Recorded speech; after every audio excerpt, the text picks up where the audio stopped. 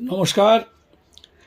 কেমন যাবে মিথুন রাশির 2026 সালের শেষ এই 4টে মাস?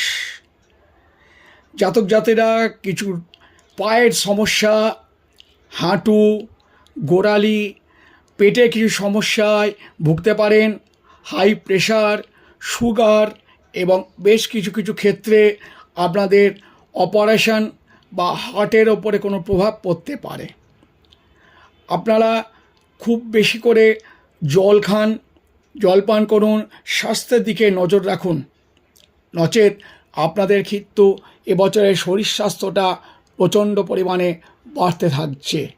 বছরের প্রথম দিকেও ছিল এবং এখন বর্তমানে সেটা আরও বাড়তে আরম্ভ করেছে। এবং যখন রবি এই প্রভাবকালে ঘুরতে ঘুরতে আপনাদের চতুর্থ তৃতীয় ঘর ভ্রমণ করবে, তখন কিন্তু আপনাদের এটা আরও বাড়বে। শিক্ষার্থীদের বলবো, প্রতিযোগিতামূলক পরীক্ষায় আপনারা সফলতা পাবেন। সন্তান হতে সুসংবাদ পেতে পারেন মা তারা।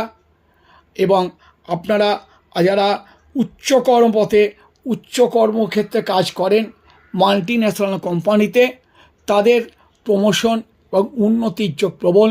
সরকারি ক্ষেত্রে চাকরি করেন যারা, তাদের জন্যে প্রচণ্ড রকম সুখবর আছে।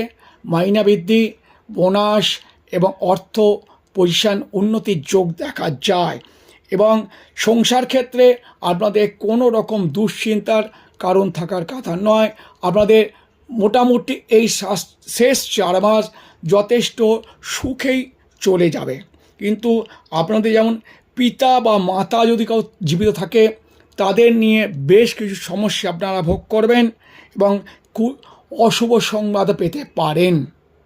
এ বিষয়ে আপনারা নিশ্চিত হয়ে থাকতে পারেন।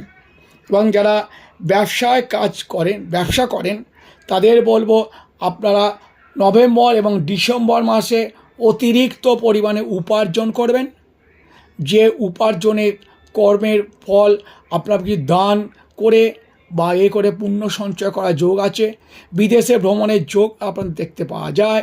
এমনকি পুণ্যক্ষেত্রে পুণ্যস্থান, কোনো দেব মন্দির, বা যারা খ্রিস্টান তারা গির্জা, বা মুসলমানরা মসজিদ, এবং বিভিন্ন ক্ষেত্রে দরগায় আপনাদের দেখতে পাওয়া যাবে বা আপনারা যাবেন।